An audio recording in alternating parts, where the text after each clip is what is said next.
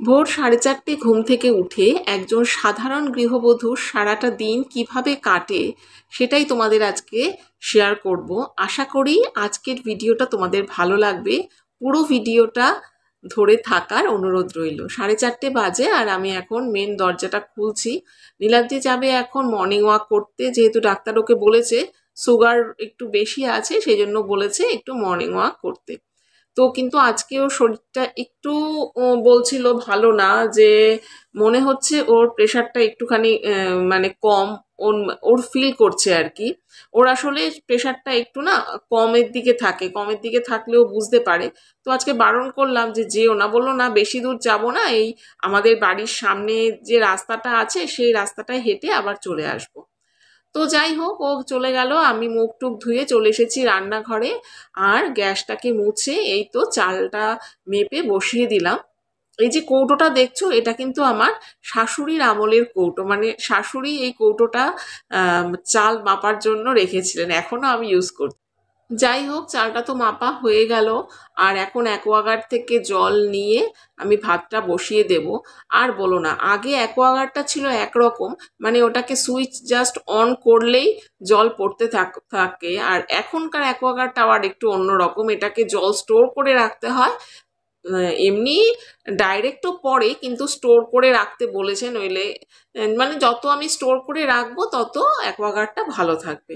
এক একটা অ্যাকোয়াগার্ড এক এক রকম, তবে এটার জলটা কিন্তু বেশ মিষ্টি। যাই হোক, মানে আসল প্রসঙ্গ বলতে গেলাম, জলটা ছিল না, তো চাল যখন হাঁড়িতে দেব জলটা পাচ্ছিলাম না, সেই জন্যই কথাটা বললাম। অ্যাকোয়াগার্ডটা চালিয়ে আবার জল স্টোর করলাম, তারপর আবার হাঁড়িতে দিলাম। আর এদিকে আমি বসিয়ে দিয়েছি পেঁপের তরকারি। কালকে রাত্রিবেলায় আলু পেঁপে সমস্ত কেটে রেখেছি। তো মেয়ে তো পেঁপের তরকারি নেবে না, নইলে যদি নিত তাহলে দিয়ে দিতাম, কিন্তু ও তো হয় লুচি পরোটা নইলে চাউমিন, এই তো মানে রুটি একেবারেই তো পছন্দ করে না। তো সেই জন্য আর রুটি নেবে না, তাহলে আমার একবারেই অনেকটা হয়ে যেত। মানে পেঁপের তরকারি করলে যদি রুটি নিত, রুটি পেঁপের তরকারি দিয়ে দিতাম যদি ভালো খেত। কিন্তু যেহেতু খাবে না, সুতরাং দিয়ে লাভ নেই। এটা নীলাদ্রির জন্য করলাম আর আমার জন্য করলাম। আর এর মাঝখানে কিন্তু আমাদের চা খাওয়া হয়ে গেছে। আজকে একটু তাড়াতাড়ি চা খাওয়াটা হয়েছে, যেহেতু নীলাদ্রি বেশিক্ষণ মর্নিং ওয়াক করেনি, তাড়াতাড়ি চলে এসেছে, তো এসেই চাটা খেয়ে নিতে পেরেছি। আর এখন করছি মেয়ের জন্য চাউমিন। আলু টালু আগেই কেটে রেখেছিলাম, এই যে ছোটবেলায় মা যেভাবে করে দিত, আজকে সেভাবে আলু দিয়ে ডিম দিয়ে সেভাবে করে দিয়েছি, হলুদ দিয়ে সেইভাবে করে দিয়েছি। ওই চাউমিনের মধ্যে কিন্তু আলাদাই একটা, মানে কি বলবো, আলাদা একটা ব্যাপার থাকতো বলো। আমার তো বেশ ভালো লাগতো ওই মার হাতের এই হলুদ হলুদ চাউমিন। আমার মেয়েও কিন্তু এই চাউমিনটা খুব ভালো খায়। তবে আমি এর মধ্যে গোলমরিচও দিয়েছি। এর মধ্যে কিন্তু মেয়ে চলে গেছে কলেজে, আর এখন বেজে গেছে প্রায় 7:25-25 মতো হবে। আমি নীলাদ্রির টিফিন বক্স একদম গুছিয়ে ব্যাগের মধ্যে ভরে দিলাম, ফল আগেই দিয়ে দিয়েছিলাম। কারণ দুদিন কি হয়েছে, ফলটা পরে দেব বলে রেখেছি আর ফল দিতে ভুলে গিয়েছিলাম। তারপর সে নিচে যখন ও বেরিয়ে যাচ্ছে তখন মনে পড়েছে, তারপর আবার ওপরে দৌড়ে দৌড়ে এসে ফল নিয়ে ফল দিয়ে তারপর ও যায়। সেই জন্য এখন কি করি, আগে ফলটা সকালবেলায় ফলটা দিয়ে দিই। তো এখন নীলাদ্রিও বেরিয়ে গেছে, প্রায় বেজে গেছে 7:45। তো অন্যান্য দিন কি হয়, অন্যান্য দিন এই 7:45 নীলাদ্রি বেরিয়ে যাওয়ার পর আমি একটু ধীরে কাজ করি, কখনো একটু বসি, আবার কখনো না বসেও টানা কাজ করতে থাকি, তবে কাজগুলো একটু ধীরে করি। কিন্তু আজকে যেহেতু আবার বেরোনোর আছে, কিন্তু তাহলে কি হবে, পায়ের চাকাটা কিন্তু লাগানোই রয়েছে, সুতরাং পায়ের চাকা লাগিয়ে দৌড়চ্ছি আর কি। লাস্টের ঘরের বিছানাটাও এলোমেলো রয়েছে, কিন্তু এখন আর লাস্টের ঘরের বিছানাটা পরিপাটি করতে পারবো না, এটাকেই একদম ঠিকঠাক করে তারপর ঘর ঝাড় দিয়ে, আজকে ঘর মুছতেও পারবো না, কারণ বেরোনো আছে, একটা বিশেষ কাজে যেতে হবে, এবং বাইরে অনেক মনে করো 2-3 ঘন্টা তো লেগেই যাবে কাজটা করতে। তো সেই যাব, সেই জন্য যতদূর আগে কাজ, মানে যতটুকুনি কাজ না করলে না হয় ততটুকুনি করে যাচ্ছি। এই ঘরের জানলাগুলো খুলে পর্দাগুলোকে ঠিকঠাক করে লাগিয়ে দিয়ে তারপরে যাব হচ্ছে ঘরটা ঝাড় দিয়ে নিতে। আজকে জানো তো ঘর মুছবো না, কারণ ঘর মুছতে গেলে আমার অনেক দেরি হয়ে যাবে, এরপর পুজো আছে, তারপর নিজে একটু শ্যাম্পু করব ভেবেছি আজকে। এই করতে গেলে দেরি হয়ে যাবে, সেই জন্য ভাবলাম আজকে আর ঘর মুছবো না, কালকে ভালো করে আবার মুছে দেবো, নইলে যদি বিকেলে সময় পাই বিকেলে মুছে দেবো। তবে আজকে বিকেলেও মনে হচ্ছে মোছা হবে না, কারণ আজকে সারাদিনই সত্যি ভীষণ ব্যস্ত। ঘরে জানলা টানলা সব খুলে দিয়ে এসে তারপরে এই যে সিটিং যে এরিয়াটা এটা রয়েছে এটাকে একটুখানি ঠিকঠাক করে দিলাম। আগে যখন মেয়ে ছোট ছিল তখন কি হতো, যতই ঠিকঠাক করি না কেন, সুন্দর করে টেনে টেনে রাখি, আবার দেখতাম একটু পরে গিয়ে ও খেলতো, এদিক ওদিক হয়ে যেত। এখন আর সেরকম হয় না, যেরকম থাক মানে রাখি সেরকমই থাকে, বিছানা টিছানা অত অগোছালো হয় না। তো এখন অনেক কাজ আগের থেকে, মানে যখনও ছোট ছিল তখন যা কাজ ছিল তার থেকে এখন অনেক কাজ কিন্তু সত্যিই কমেছে, কিন্তু ব্যস্ততা সত্যিই বেড়েছে। ওরা যখন বেরোবে তখন যে কি ব্যস্ততা থাকে আমার, তারপরে নিজের ইউটিউবের কাজ থাকে, এডিটিং থাকে, তারপর নিজে একটা ট্রেনিং আজকের থেকে শুরু হবে, তার জন্য একটা প্রস্তুতি। এই নিয়ে বেশ ভালো লাগে যদিও এই ব্যস্ততাটা। দিনের শেষে যখন দেখি মানে কিভাবে যে আমার দিনটা চলে গেল ভেবে উঠতে পারি না, তখন বেশ কিন্তু ভালোই লাগে। যে দেখবে মানুষ যখন এমনি বসে থাকে তখন বিভিন্ন চিন্তা তার মাথার মধ্যে আসে, কিন্তু কোনো জিনিসের মধ্যে যদি ইনভলভ থাকে কিভাবে দিনটা চলে যায়, মাথার মধ্যে কিন্তু নেগেটিভিটি চিন্তা, মানে বিভিন্ন রকমের চিন্তা তার মাথায় ভিড় করতে পারে না, তাই না? সেই জন্য আমি চাই, আমি সবসময় চাই আমি যেন নিজেকে ব্যস্ত রাখতে পারি। মেয়ে যখন ছোট ছিল মেয়েকে পড়ানোটা তো আমিই পড়াতাম, সেখানে অনেকটা সময় ব্যয় হয়ে যেত, মানে একেবারেই সময় পেতাম না তখন।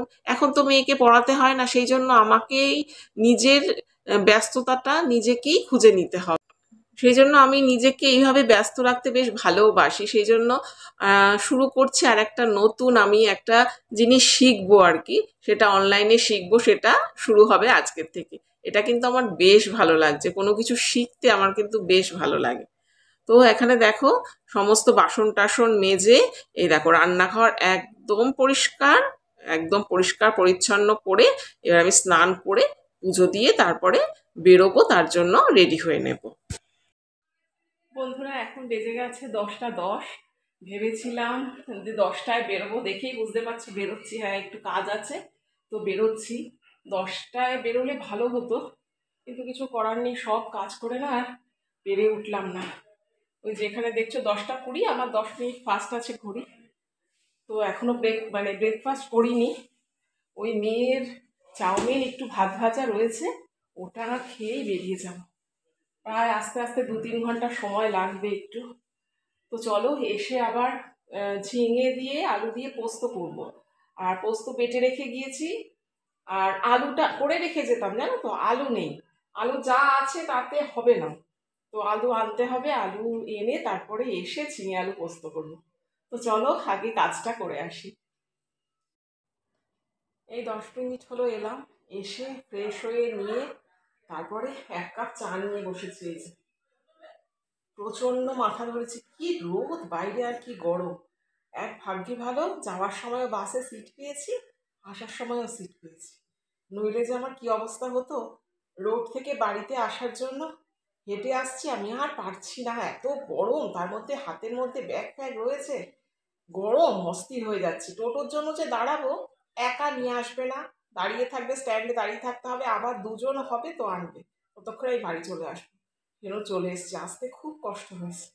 এখন একটু চা খাবো, খেয়ে আবার ঝিঙে আলু পোস্তটা রান্না করব, কারণ বিকেলে আজকে আমি একেবারেই পারবো না, বিভিন্ন কাজ রয়েছে, সেই জন্য আজকে এখনই করে রাখবো। তো চলো আগে চাটা খেয়ে একটু রেস্ট নিয়ে নিই। তো এখন আমি বানাবো ঝিঙে আলু পোস্ত। তো এইবার মানে এই গ্রীষ্মের সময়টা আর কি, আমাদের না ঝিঙেটা খুব কম আনা হয়েছে। তো নীলাদ্রিকে এবার বলেছি এবার কিন্তু ঝিঙে আনবেই, মানে ঝিঙে আলু পোস্ত কম খেয়েছে, আমি ভীষণ ভালোবাসি পোস্ত খেতে, তো ঝিঙে আলু পোস্তটা এবার খুব কম খাওয়া হয়েছে। তো এবার ঝিঙের ভীষণ দাম বলছে নীলাদ্রি, ভীষণ দাম ঝিঙের, কি আর করা যাবে, দাম হলেও খেতে তো হবে।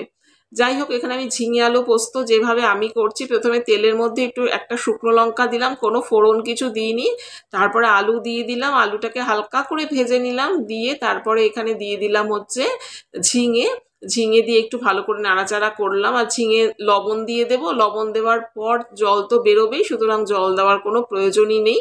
এই যে লবণ দিয়ে দিলাম, আর হলুদ আমি দেব না। আর আমি যখন বেরোবো তার আগেই কিন্তু আমি পোস্তটা বেটে রেখে গিয়েছিলাম, জানো, তাহলে এসে আমার অত ঝামেলা করতে হয়নি। তো এবার ঢাকা দিয়ে দিলাম। কিছুক্ষণ পর এই দেখো আলুটা, দেখছি আলুটা সেদ্ধ হয়ে গেছে, এই 5-7 মিনিটের মতন হবে। এবার পোস্তটা দিয়ে দিলাম। পোস্ত দিয়ে এবার একটুখানি ভালো করে নাড়াচাড়া করে একদম ড্রাই ড্রাই করে তারপর নামিয়ে ফেলবো। এই হলো আমার ঝিঙে আলু পোস্ত। তোমরা কি করে করো অবশ্যই কিন্তু জানাবে কমেন্ট করে। আমার মতো করো না অন্য কোনো প্রসেসে করো। আমার মা বলতেন, আমার ঠাকুমা বলতেন আর কি, যে পোস্ত যত ধৈর্য সহকারে রান্না করবে ততই নাকি পোস্ত খেতে বেশি ভালো হয়। মা গল্প করে যে মা যখন প্রথম মানে বিয়ে হয়ে এসেছিল, পোস্ত রান্না করতে গিয়ে 1 কড়াই জল দিয়ে দিয়েছিল। সেই কি হাসাহাসি মাঝে মাঝে মনে পড়ে। চলো আজকে লাঞ্চ মেনু ভাত, কচুর শাক, পেঁপের তরকারি আর মাছ। তাহলে চলো বন্ধুরা এখন লাঞ্চ করে নিই, তারপর এডিট করব, এটাকে পোস্ট করব, অনেক কাজ। তাহলে আজকের মতো আসছি। যদি আজকের ভিডিওটা তোমাদের ভালো লাগে তাহলে প্লিজ একটা লাইক করে দিও, আর আমার এরকম লাইফস্টাইল যদি তোমরা দেখতে চাও চ্যানেলটিকে সাবস্ক্রাইব করে রাখতে পারো। আজকের মতো আসছি, টাটা।